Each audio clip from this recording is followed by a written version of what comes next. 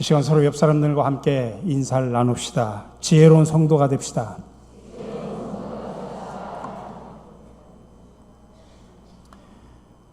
제 나라의 환공이 전쟁에서 승리하고 돌아오는 길에 있었던 일입니다. 전쟁을 하러 떠날 때는 봄이었는데 돌아올 때는 겨울이 되어서 모든 산천이 변해버려서 길을 잃어버렸습니다. 군인들이 어디로 가야 할지 몰라가지고 당황을 했습니다. 그러자 관중이라는 지혜로운 시내가 말합니다. 이럴 때는 늙은 말에게 물어봐야 합니다. 늙은 말은 옛길을 잘 알고 있습니다. 그의 의견에 따라 가장 늙은 말을 풀어서 그 말이 가는 대로 따라가서 길을 찾게 되었다는 이야기입니다. 근데 한참 가다 보니까 목이 마른데 물이 다 떨어졌습니다. 샘도 없고 강도 없고 시냇가도 없었습니다. 군사들이 목말라 죽게 되었습니다. 그때 숙붕이라는 신하가 말합니다. 이럴 때는 개미에게 물어보아야 됩니다. 개미는 여름에는 북쪽에, 겨울에는 남쪽에 집을 짓고 사는데 개미집에서 8자를 파면 반드시 샘물이 솟아나게 되어 있습니다. 그래서 개미집을 찾으니 산 남쪽에 개미집이 있었습니다. 그곳을 파니 샘물이 솟아나서 모든 군사가 살게 되었다는 이야기입니다. 이렇게 세상의 지혜도 참으로 귀합니다. 지혜가 있으면 물이 없는 곳에서도 마실 수 있고 길이 없는 곳에서도 길을 찾을 수가 있습니다. 같은 상황 속에서도 지혜로운 사람은 희망을 갖습니다. 한 아버지와 아들이 여행을 하다가 사막에서 길을 잃었습니다. 물이 떨어졌는데 목은 마르고 살 길이 없었습니다.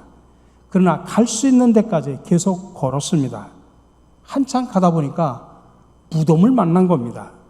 그 무덤을 보고 아들이 털썩 주저앉으면서 이렇게 말합니다. 아빠, 우리는 망했어. 이제 우리는 죽었어. 이 사람도 길을 잃고 여기서 죽었잖아. 이제 우리도 여기서 죽게 될 거야. 그러나 아버지는 지혜로운 말을 했습니다. 아들아, 죽은 사람이 자기 무덤을 만들 수 있겠냐? 여기에 무덤이 있다고 하는 것은 죽은 사람을 묻어준 사람들이 살고 있다는 이야기 아니냐?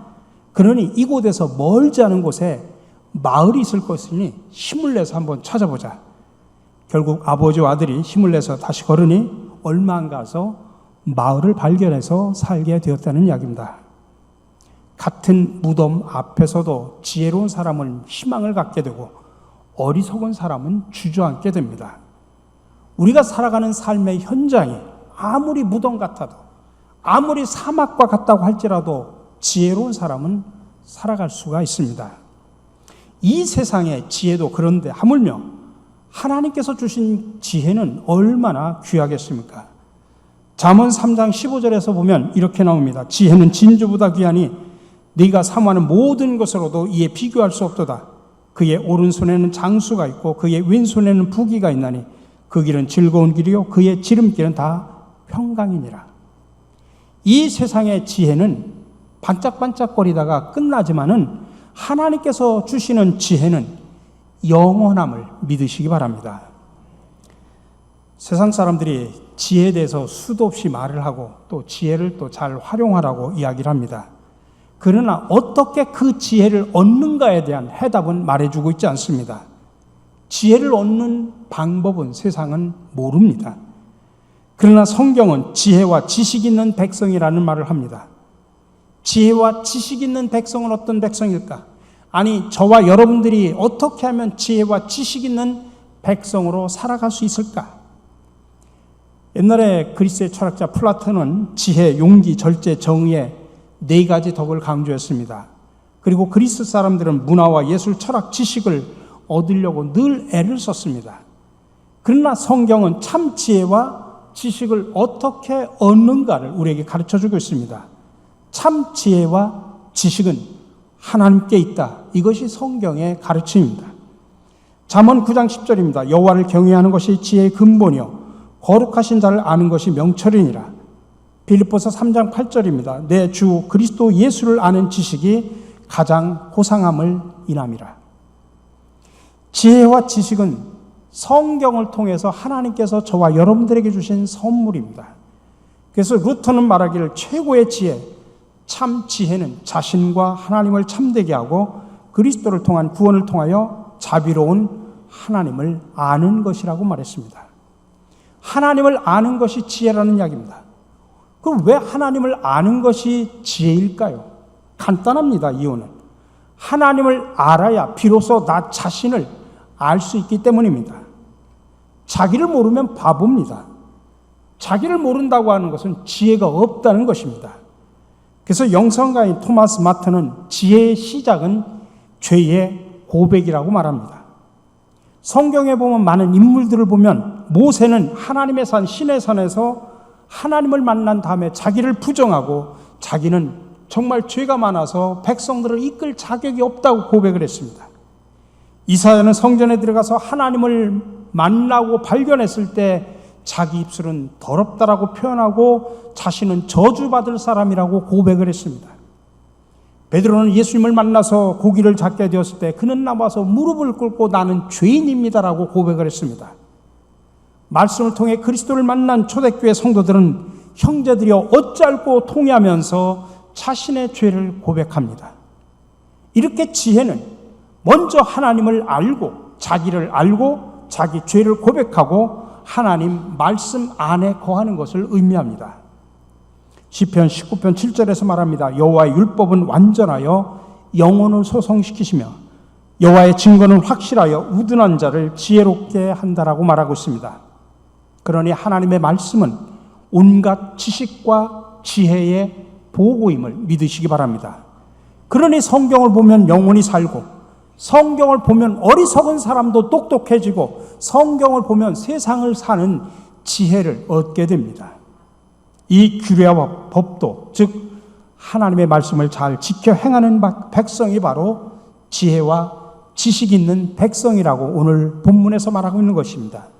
저와 여러분들도 하나님의 말씀을 잘 듣고 지켜 지혜와 지식 있는 백성으로 살아가시기를 주님의 이름으로 간절히 축원합니다. 오늘 말씀에서 강조하는 것처럼 첫 번째로 여호와의 규례와 법도를 지키는 것이 지혜와 지식입니다. 오늘 6절 상반절에서 말합니다. 너희는 지켜 행하라. 이것이 여러 민족 앞에서 너희의 지혜요 너희의 지식이라. 지금 신구약 성경이 끊임없이 강조하는 것은 하나님의 말씀이 지식이고 하나님의 말씀이 지혜라는 것입니다. 그래서 잠언 1장 7절에서 여호와를 경외하는 것이 지식의 근본이라고 말하는 것입니다.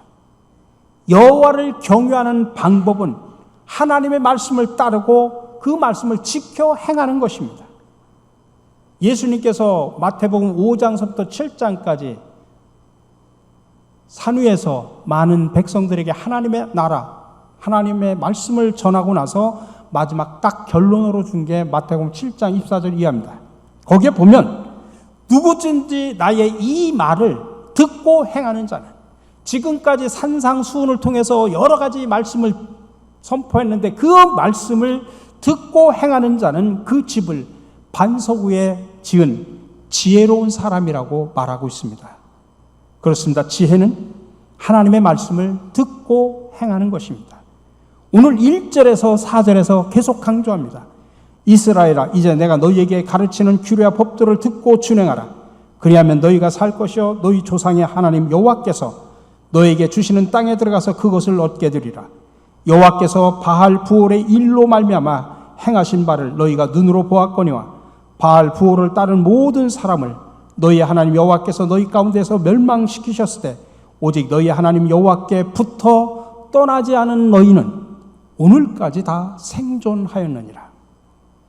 여기서 말하는 바알 부올의 일이라고 하는 것은 민수기 25장에 보면 이스라엘 백성들이 시딤에 머무를 때 이방의 술사인 발람의 올무에 걸려가지고 그곳 모압 여인들과 행음을 하고 또 그들의 신인 바알 부올을 섬기다가 하나님의 징계로 2만 4천 명이 연병으로 죽은 비극적인 사건을 말합니다.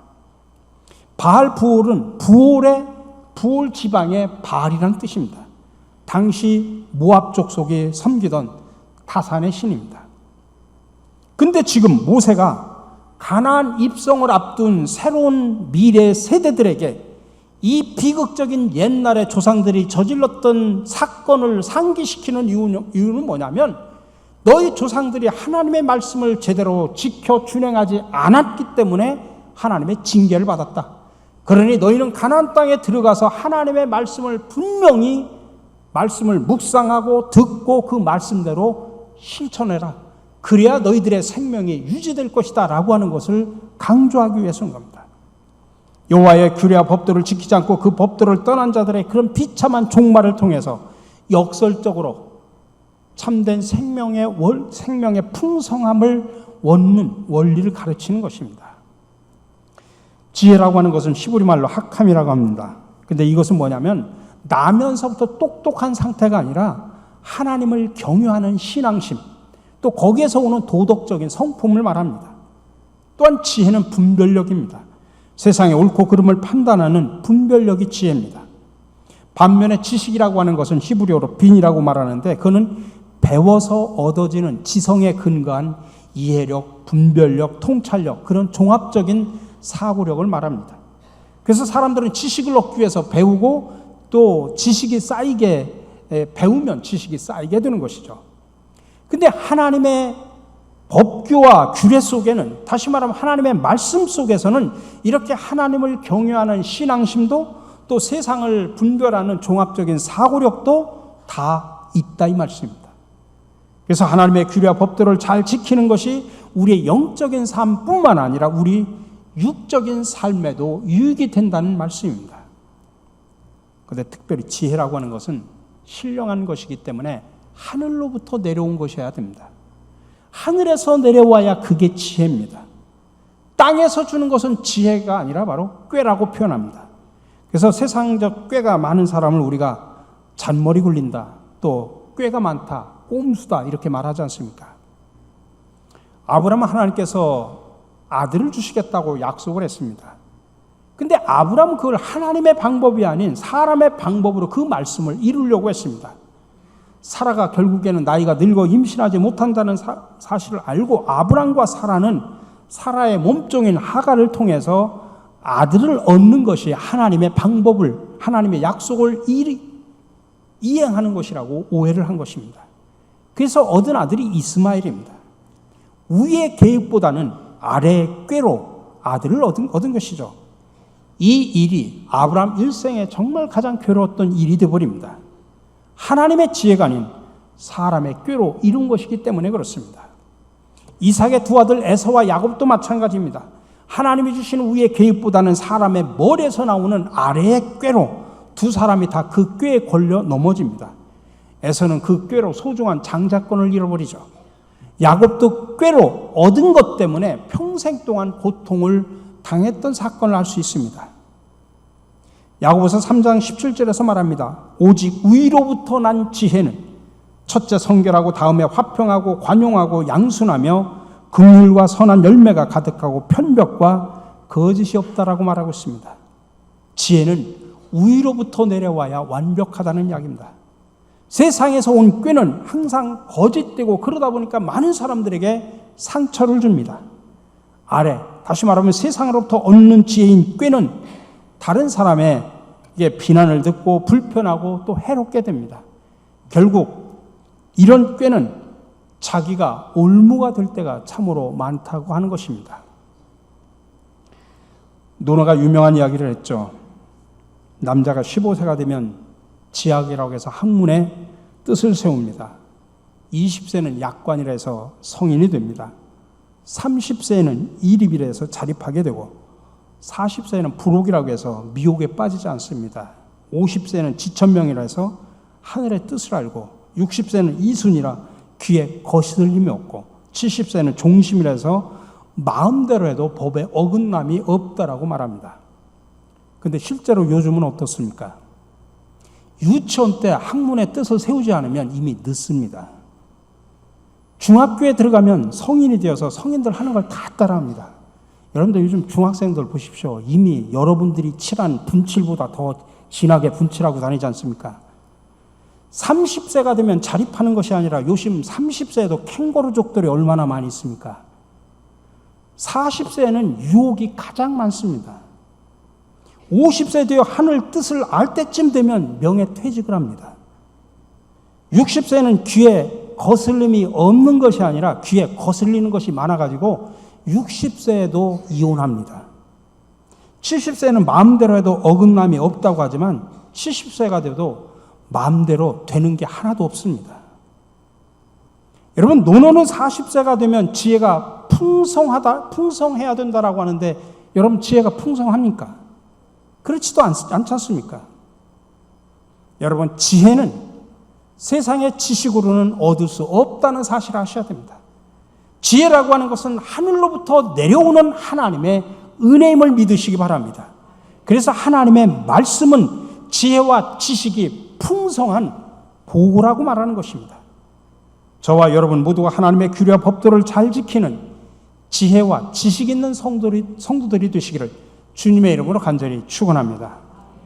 두 번째로 오늘 말씀은 뭐냐면 큰 나라 사람은 지혜와 지식 있는 백성이라고 말합니다. 6절 하반절입니다. 그들이 이 모든 규례를 듣고 이르기를 이 큰 나라 사람은 과연 지혜와 지식 있는 백성이로다 하리라. 여러분, 어떤 나라가 큰 나라라고 생각을 합니까? 국토가 넓은 나라? 인구가 많은 나라? 소득이 많은 나라? 아마 그렇다고 하면 여러 가지 이제 순서가 나오겠죠.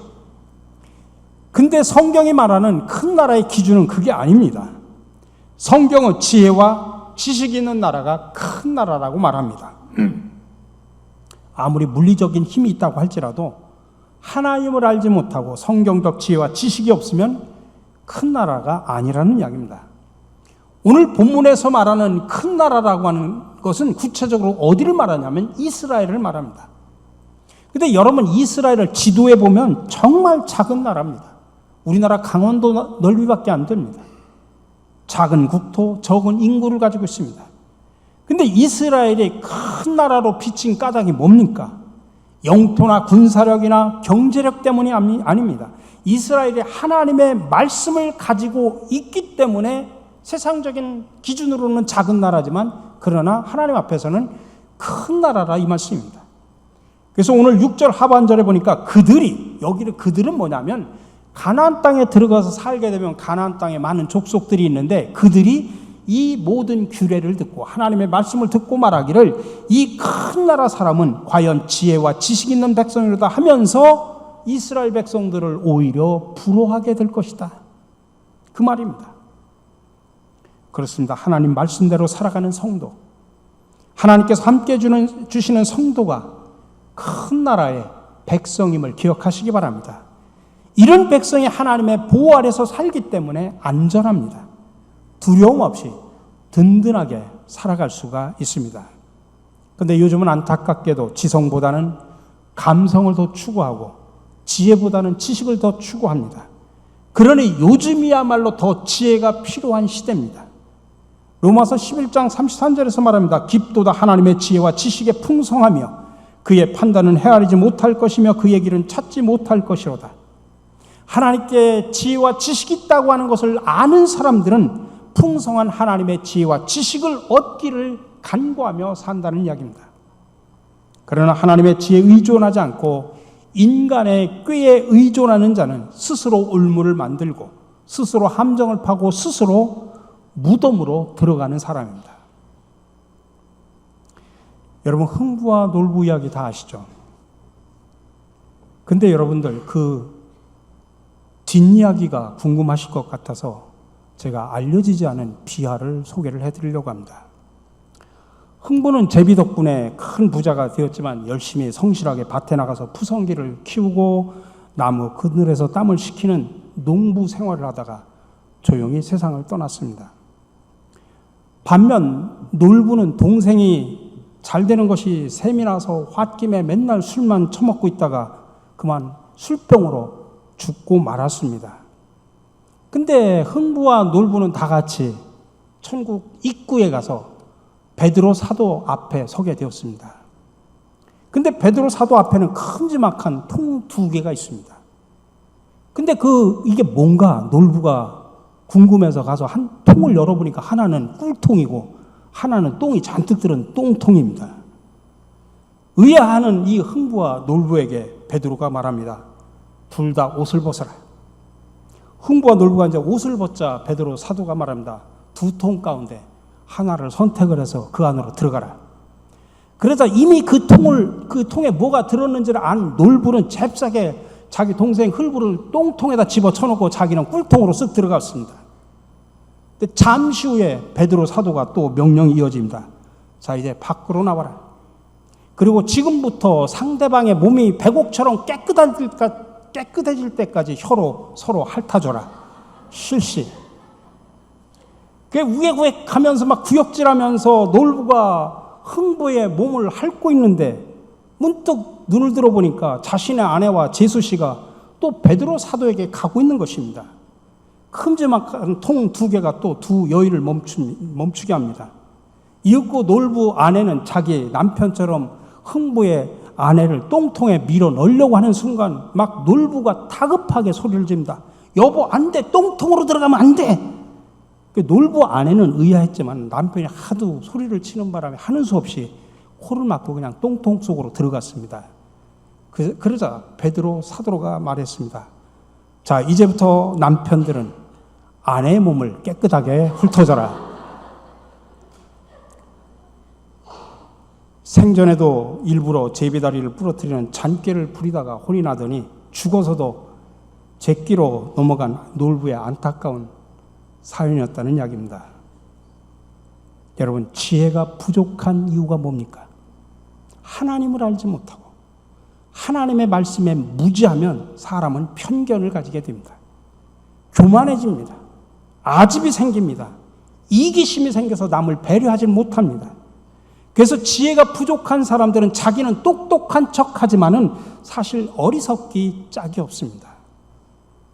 여러분, 우리가 신명기를 강해 설교를 시리즈로 하고 있지만은 신명기의 큰 틀의 주제는 뭐냐면 하나님의 말씀입니다. 그래서 신명기 11장 18절에서 말합니다. 나의 이 말을 너희의 마음과 뜻에 두고 또 그것을 너희의 손목에 메어 기호를 삼고 너희 미간에 붙여 표를 삼으며. 우리 사랑하는 성도 여러분, 하나님의 말씀을 늘 묵상하는 삶, 하나님의 말씀을 듣고 실천하는 삶, 하나님 말씀 때문에 지혜롭게 살고 하나님 나라의 큰 백성들이 되는 저와 여러분들이 되시기를 주님의 이름으로 간절히 축원합니다.